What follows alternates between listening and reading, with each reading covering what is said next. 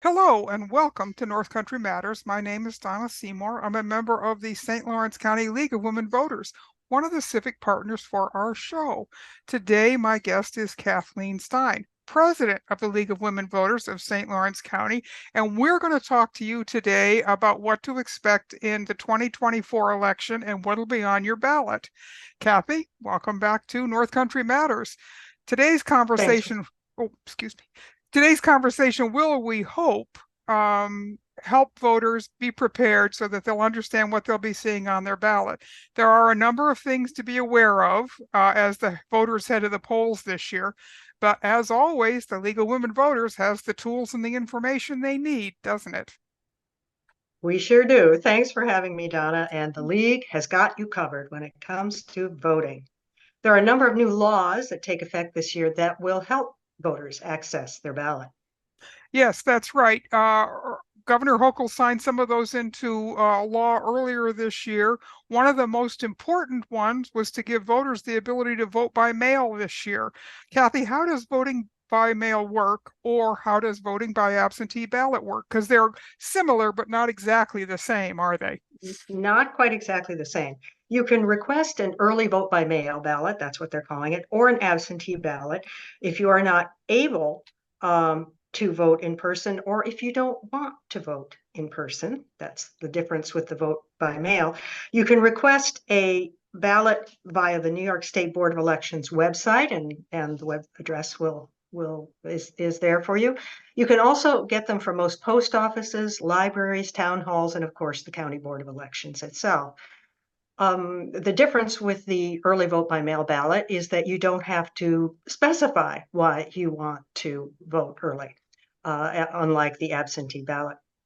The Postal Services advises all voters to return their ballot early, whichever way you go, early vote by mail or absentee. This means you should return your paper voter registration forms, absentee and by mail ballot applications, the completed ballots after you get that at least 1 week before your state's respective deadlines. Don't delay with these things. The voter registration deadline in New York is October 26th this year. Absentee and mail-in ballots must be postmarked by Election Day, November 5th, and received by the Board of Elections no later than November 12th. You can also return them to an early voting site between October 26th and November 3rd, or hand them in on Election Day at a polling site. Yes, and this year, what is happening even as we speak in Florida with the Hurricane Milton, which will undoubtedly impact voting in at least that state, if not several others, as we have watched hurricanes track in the last few months. Really, if you want to vote by mail, make sure you get that ballot in early because you do not want to lose your chance to make your decision. So that's really important that we emphasize that, because there are going to be there could be delays, and through no one's fault and that's why the post office is so insistent. So in 2023, the legislature significantly changed the date by which voters can register for an election in New York State. Kathy, tell us what the so-called Golden Day means to voters. Yes, the voter registration deadline is now only 10 days before the election, which is the minimum mandated by the New York State Constitution. So the new deadline, the new law creates a golden day, as some of us like to call it, where the first day of early voting is also the last day of voter registration, so that New Yorkers can both register to vote and cast their ballots using an affidavit ballot at an early voting site. So in effect, this is almost the same as the same day voter registration that a number of states already have. According to our local Board of Elections in St. Lawrence County, if you register at an early voting site on October 26th, the Board of Elections should have your name and information uploaded to their system by the next day. Yeah, we're fortunate here because in counties with much more heavy population, they can't guarantee that. But in a more rural county like ours, with a very efficient board of elections, which we have, Yes, we they do. can do that. So the League of Women Voters also provides a great text reminder tool to voters about significant dates during the election cycle. Tell us about that, Kathy. Yes, well, there's actually, it has two resources. There's Vote 411, which is a fantastic online resource that where anybody, wherever you are, can use to find out if you're registered to vote, what their new state districts are, because there has been redistricting and challenges to redistricting in some places, who the candidates are going to be on their ballot, and where their polling place is on election day. It's really a one-stop shopping option for voters for all the critical information that you need before you go to the polls. Then the league also has a text reminder service that you can subscribe to. You text Vote NY to 474747, and you will get timely information on registering to vote, when to apply for an absentee ballot, the deadlines for turning in ballots, all these things. And I can tell you from personal experience, they really only use it for that. You will not be getting dozens of emails from the New York State League of Women Voters. They really, just focus on essential information.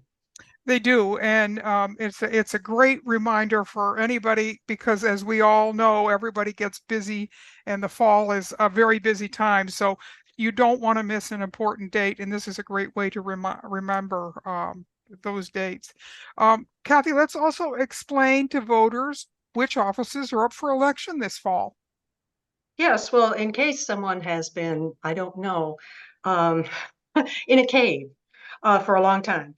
This is a presidential election year, 2024. This means that we will all be voting for President of the United States.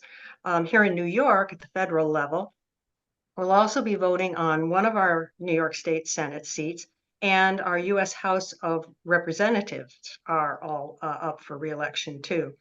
At the state level, both all of our state level Senate and Assembly are also up for elections. So there are potentially a lot of candidates, to look into, a lot of information to gather about these candidates. That's correct. And what you can get a look at your sample ballot by going to the Board of Elections website here in St. Lawrence County, or at any county, actually. Each voting district in each township will have a PDF of a sample ballot for that district. The sample ballot lists the offices for election, the candidates for each office, and their political party, as well as their location on the ballot. So that way you don't have to be confused when you walk in and you're not quite sure where to find the candidate you want to support is. There's also room for write-in candidates on each ballot, and that's in the event that a voter wants to choose someone other than on the printed names. And the website for that we'll have in our show notes as we're talking about it. County voters will also be voting for county treasurer and a second county family court judge, which is a new position that was created this year to help meet the needs of family court, which were more onerous than one judge could handle. So in both of these cases, however, those two positions are unopposed. So there's only one candidate for each one. You talked a little bit, Kathy, about Vote 411, the text messaging, but this is a good time to remind voters about early voting, isn't it? Yes, yes, and we sort of alluded to early voting before, but let's give a little more detail. There are 9 days of early voting in New York State, and it hasn't been the case for very many years. So some people still don't know about it. Early voting goes from October 26th, that golden day we talked about, to November 3rd. And here in St. Lawrence County, there are 2 places where you can vote early.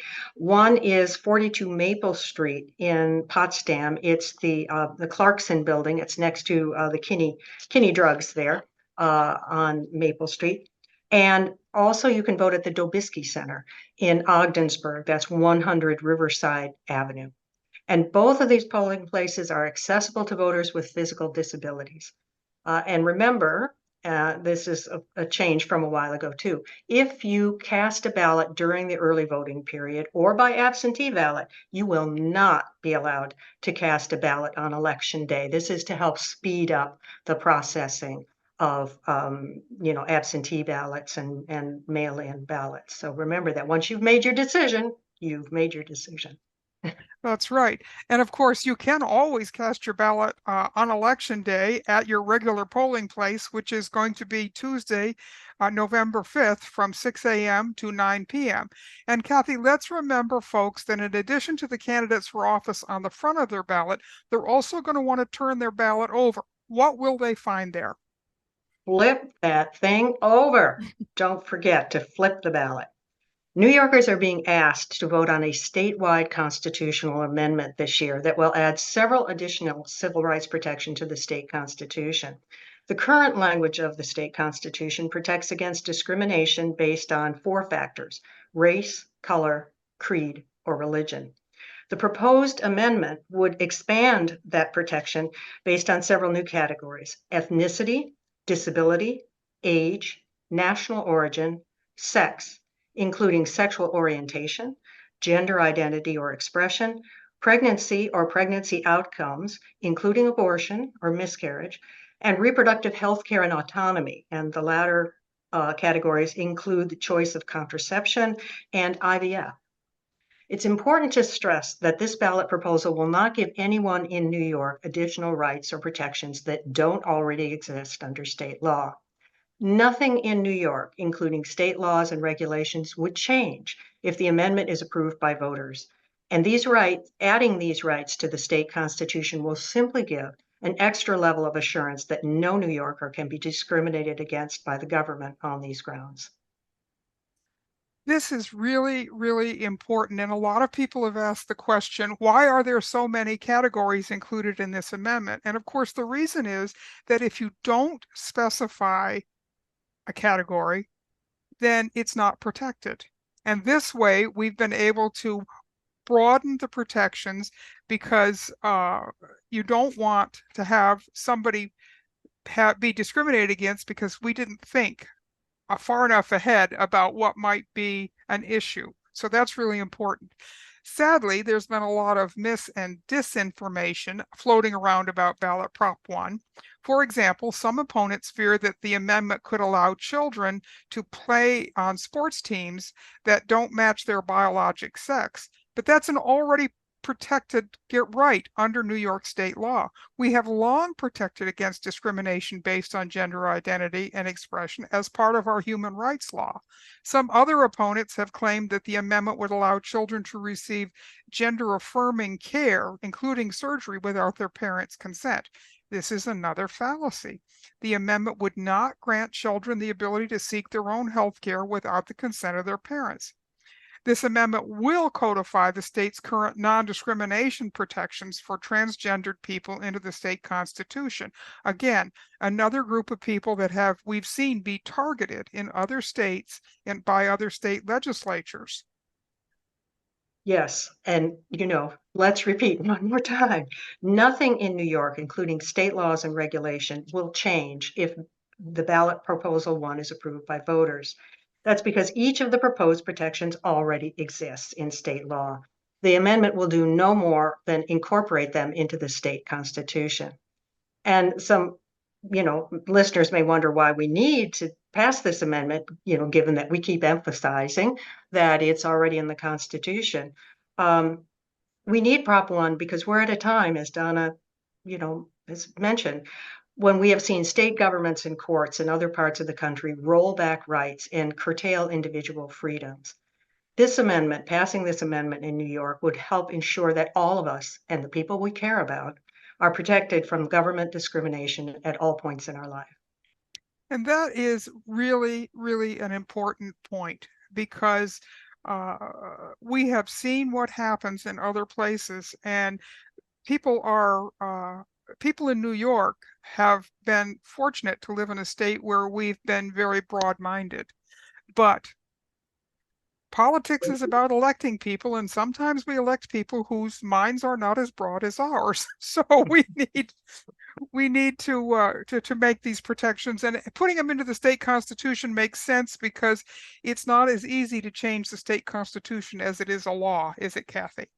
No, correct. I mean, it's a process that takes several years and where control, has to pass votes in the Assembly and the Senate twice with an election in between. And so at every stage, changes in the Assembly, the Senate, the governor's mansion can derail the legislation. So it's not impossible, but it does make it difficult, which is a good thing. You don't want to be able to change a state constitution that easily. So yeah, so there's just this, gives it would enforce there being more thought and discussion about changing this back, if we pass proposal one. Yes, that's a very good point. Well, Kathy, as always, thank you. We hope this edition of North Country Matters helps you to become a better informed about voter. Remember that elections are decided by the people who vote, so make sure your vote counts. These conversations are a production of North Country Matters. This shows a civic collaboration between the League of Women Voters of St. Lawrence County and the Potsdam Public Library. Remember, our North Country matters, and so does your vote.